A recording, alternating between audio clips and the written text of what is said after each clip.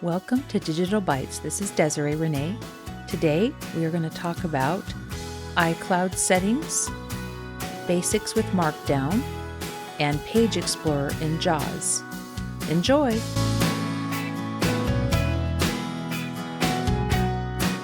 Hello everyone, this is Chris back here with a really nice digital byte for you. Now, I'm not usually accused of having my head in the clouds, but I had my head in iCloud recently. See what I did there? I was having some issues with syncing my results for playing the Quartiles game, which I featured this past show. And I was concerned because I really wanted to continue where I left off on both of my devices, my iPhone and my iPad mini. But when I went to my iPad mini, it was reporting that I didn't hardly accomplish anything. So I was pretty annoyed about that. And I really wanted to get credit for that super duper 100-point score that I got on my first game. So I wanted to make sure that everything was syncing okay. So I thought I would dive into the iCloud settings and show you what I needed to turn on or off and just some tips about this. So I've been a little confused about the two different places where you can find your iCloud settings. So we'll dive into that too. So I am running iOS 26.1 on my device, and there are two places that you can go for iCloud related settings and info. One is in your Apple account, also at the top of your screen in settings, and the other is in iCloud itself. So on the main screen, when you go to the iCloud portion of your account, you're going to click on the name at the top of the screen. And then after some initial listings like your payment and shipping and subscriptions and so forth, you'll have the name of your iCloud plan. In my case, it's the 50 gigabytes iCloud Plus. Then under that, you'll have iCloud Backup, and it lists your last successful backup and how long ago it occurred. There's also a Backup Now button here. And then you have a list of devices that are backed up to iCloud. For instance, if you have an iPad, other devices that are backed up. So here you can make sure that your backup is actually up to date. So I also wanted to find out what could be going on with the syncing process of my apps and perhaps Apple News. Maybe it was Game Center. So I asked my friend ChatGPT, and he gave me some ideas, but I did do some exploring. So I went to settings, and I'll show you this here on my phone. I went to settings and then under iCloud, and you'll find some duplicates here of things that we've just talked about. So here we have Manage Storage button at the top of the screen here under iCloud in the main settings screen. Recommended for you. 3. Save to iCloud. See all button. Okay, so here's the See All button.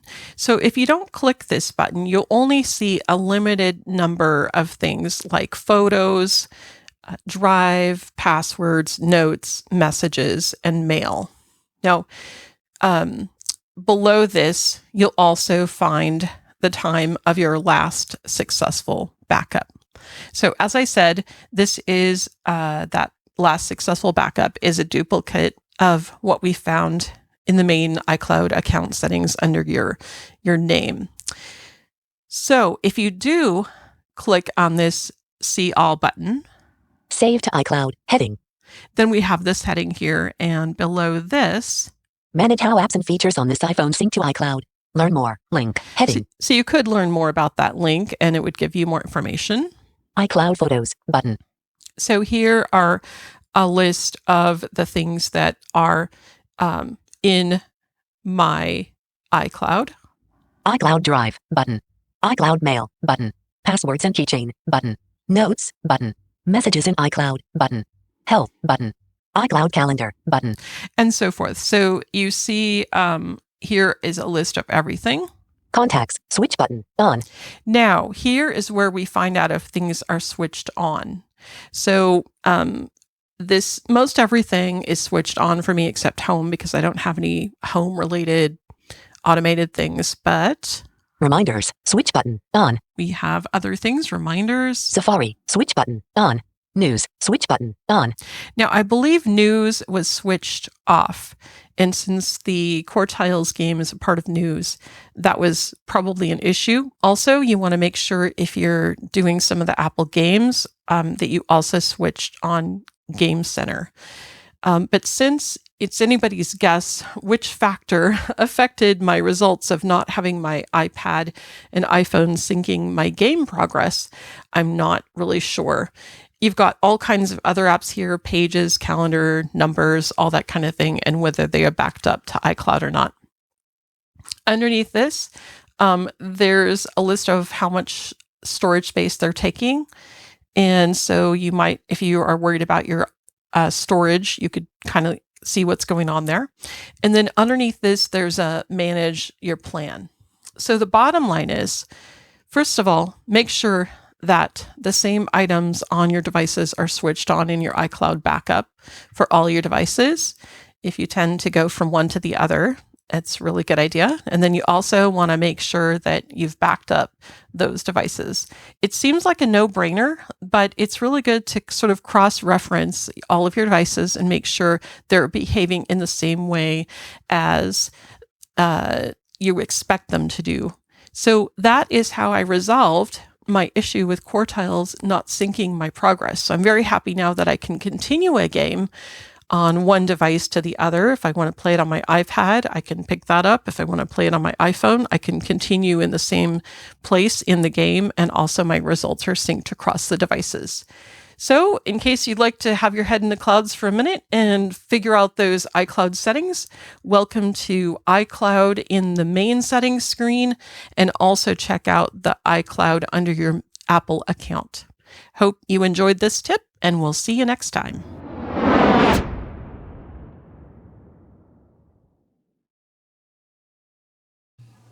Hello, everybody, and welcome to this Digital Byte. My name is Jonathan Simeone. Today, I'm starting a series on Markdown. For those who don't know, Markdown is a very lightweight, and I'm going to say programming language, but I don't want to scare people because it's actually really easy to pick up. And what it allows you to do is format text in plain text. And then if you have the right software, you can convert it to Word files or HTMLs, even PDFs. And we're going to cover more of that as the series goes along. Today, I want to show you some very important syntax to how to make Markdown. And because I've customized my JAWS so much, I'm using NVDA for this one because I want you to hear the punctuation and symbols being used. So I'm just going to read the current line. Top, number heading 1. The reason it says number is when you make headings in Markdown, you use the pound sign or shift and the number 3. And each pound sign you use is a different heading level. So what that means is, in this case, I wrote 1 pound sign, then I hit space, and then I typed in heading 1. So when I convert this document, it will be formatted as a heading 1. I'm going to just keep down arrowing. Blank, here is some text. And to get the text into normal text when you convert it, you leave a blank line so that whatever you're using to convert it understands that this text is not to be formatted as the heading 1. I'm going to down arrow again. Blank, number heading 2. So you heard that number heading 2. So now I did 2 pound signs, then a space, and then typed in heading 2. So if everything works as it should, this text will be a heading 2 when I show you the document in Word. Blank, here is more text. This text again should be normalized. I'm going to hit the down arrow again. Blank, number heading 3. So 3 pound signs, then a space, and then the heading level 3 that I typed in. I'm I'm just going to keep going. Blank. Here is a bulleted list. So now to make a bullet, the easiest way is you can use the dash sign and space and then type in your bulleted text. Apples.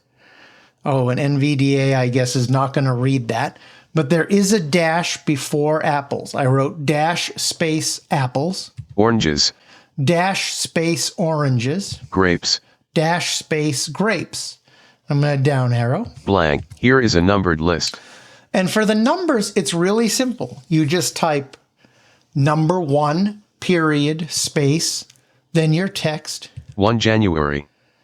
2 February. 2 period space February. 3 March. And 3 period space March. Now, since I've already created this, I'm just going to make sure it's saved with Control S. And now I'm going to close this. Desktop list. And I'm going to go, I hope it's still open. C. Users John. It is. Items view list. Markdown. Okay, and I'm on the file. Now I'm going to open this in Word, and if everything works the way it's supposed to, that text will be formatted as I indicated in the Markdown test file. Cut Alt. T Control plus. Copy. Rename. Share. Delete. Pop. Open with collapsed up. Add sharp 1. Notepad. Visuals. Word 4 of 6. So now I'm just going to hit Enter on Word. C. User. Markdown test.md. Compatibility mode. Word. Document page 1 section 1. I'm going to hit Control to stop it. Heading level 1 heading 1. And you see it's got my heading 1. Here is some text. Here is some text as normal. Heading level 2 heading 2. Heading 2 is the proper level. Here is more text. Heading level 3 heading 3. Heading 3 is the proper level. Here is a bulleted list. Bullet apples. Bullet oranges. Bullet grapes. Here is a spelling error numbered list. Oh, I guess I misspelled numbered. 1 January, 2 February, 3 March. So this is a brief look at how you format very basically with Markdown. And I will tell you, as a blind person, using Markdown saves me a lot of time. I literally have written loads of documents for my job using Markdown and then converted them to Word or PDF or HTML, depending on what I needed to do, and applying the formatting that I wanted. And we'll go into that in future Bytes. I will say that to make this convert in Word, I use a plugin called Writage, and we'll go over Writage in the next Byte. So thank you for listening.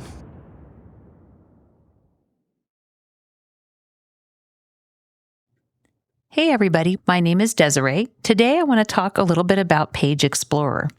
Now, I do not have Page Explorer available in JAWS on my home annual license, and I know a lot of people have been discussing that, so I won't get into it here. But what I wanted to do was show you what it does on my work computer using my professional employee license. And the reason that this is important to me is our website is very complex for Pearson employees. It's got a lot of carousels and moving parts and different things.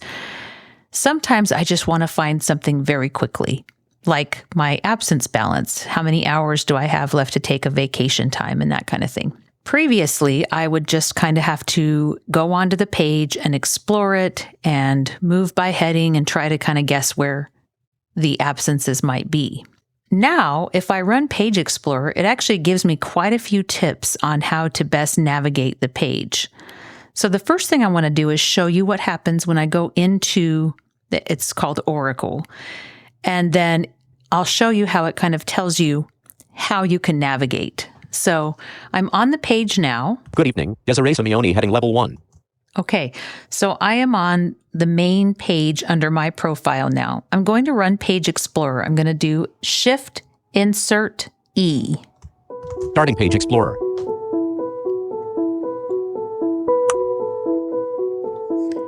And it takes a while because the site is pretty complex. So it's running.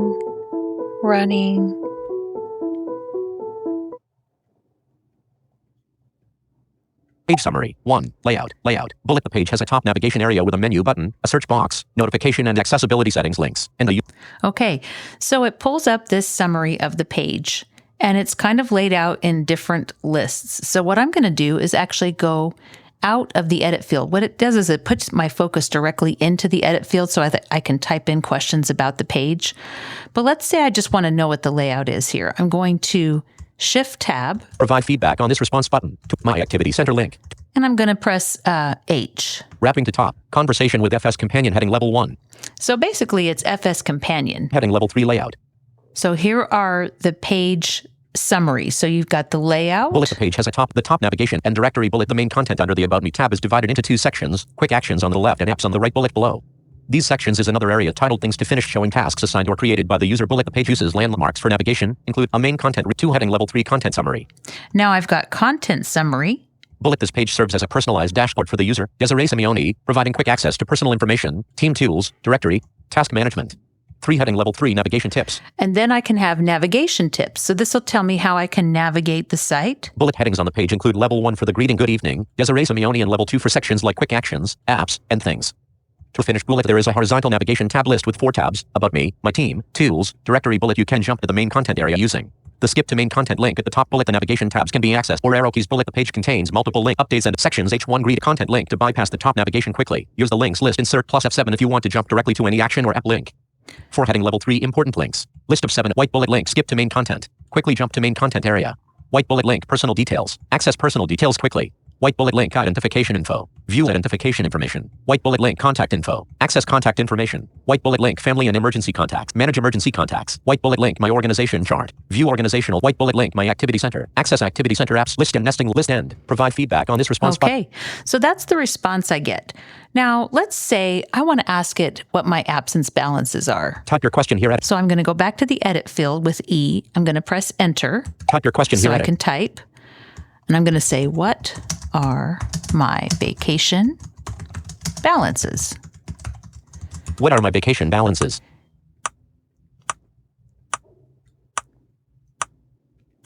Your current page does not display your vacation or absence balances directly. To check your vacation balances, follow these steps. 1. Navigate to the Absences app. White bullet. Use the tab key or press Insert plus F7. Jaws links list and locate the link labeled Absences under the Apps section. White bullet. Press Enter to activate the Absences link. 2. Once in the Absences section, look for headings or links related to balances or vacation. You may need to use heading navigation H key or the links list again to find the specific balance information. If you do not see your balances immediately, the Absences app is the correct place to find them. If needed, use the screen reader's table navigation commands, as balances are often displayed in a table format.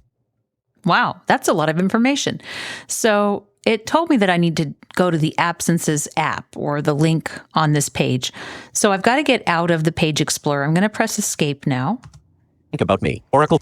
And now I'm going to do Insert F7 like it told me to and locate the Absences app. Links list dialog. Links list view. Absences. 24 of 30. And there it is. I'm going to press Enter. To activate, press Enter. Oracle Fusion Cloud Applications. Link Absences. To activate, press Enter. Oracle Fusion Cloud Applications. Google Chrome. To act. Okay, now I'm going to run the Explorer again. Shift, Insert E. Starting Page Explorer.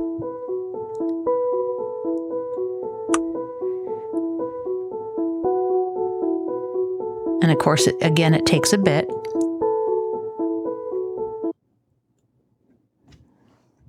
Page summary. 1. Layout. Layout. Bullet. The page has a top navigation area with a menu button, a search box.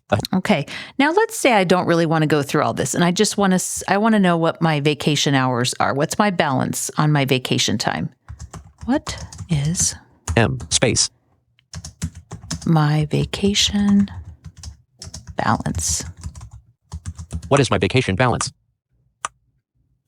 Your current vacation absence balance is not displayed on this page. To check your vacation or absence balance, follow these steps. 1. Press the letter B to move to the absence balance button or link. 2. Press Enter to activate it. So there's another step. I have to press Link Rapid Escape. Time and Absences app. Let's go. There are no buttons on this page. Oh, there's no buttons. There are no buttons on this page. So see, it's not exactly always accurate. Let's go to a links list. Links list dialog. Desiree Simeone back. Add absence balance. Review current plan balances and absences taken or requested. 9 of 11. Okay, that's a link. So let's go here. To activate, press Enter. Time and absences. Loading. Loaded.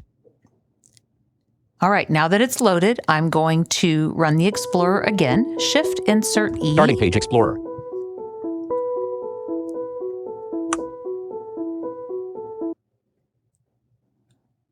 Page summary. 1. Layout. Layout. Bullet the page. Okay. Type now your question let me here. just Edit. ask, what are my vacation A. balances? What are my vacation balances? Your vacation balances. Bullet. Vacation. 80 hours. Calculated on December 31st, 2025. You can find this in the balances section under the vacation row. Use table or grid navigation commands to review other absence types if needed. How much sick time do I have? How much sick time do I have? You have 72 hours of sick leave available. This balance was calculated on December 5th, 2025. Okay. How much personal time do I have? How much personal time do I have?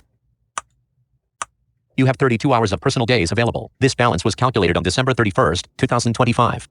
Okay. So it gives me all of that information, and I don't have to necessarily go through and use the table. Now, let's say I want to try to ask it without using Page Explorer. Let's just try FS Companion. So I'm going to do, on the main page here, I'm going to do insert space, and I'm going to do F1.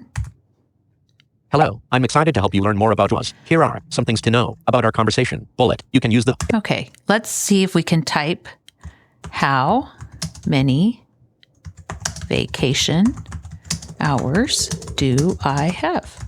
How many vacation hours do I HVE? I do not have access to your personal vacation hours or employment records. If you are looking for this information in a specific application, such as an hour portal or a payroll system, please let me know which application you are using. I can then guide you on how to navigate. So I can't just use FS Companion. I have to do it through Page Explorer. So the only way to do this and ask questions about the page is to use Page Explorer. And luckily, my employer has enabled it, so I can actually use it. But it is an AI tool, and some employers do not allow it through. For right now, I use it for this purpose, as well as to navigate things such as Jira that are very complicated, to see if I have any tasks assigned to me. And I can do it by headings and by links and moving by regions and landmarks and all of those things. But it's just a faster way for me to get a summary of the page and kind of give me some direction on where I need to go and what kind of element I need to search for in order to find that. That's just a basic look at Page Explorer. Hopefully some people found this helpful, and we will see you next time. Thank you for joining us. Hope you enjoyed today's Digital Bytes presentation. For more, check out unmute.show, or you can email us at feedback@unmute.show.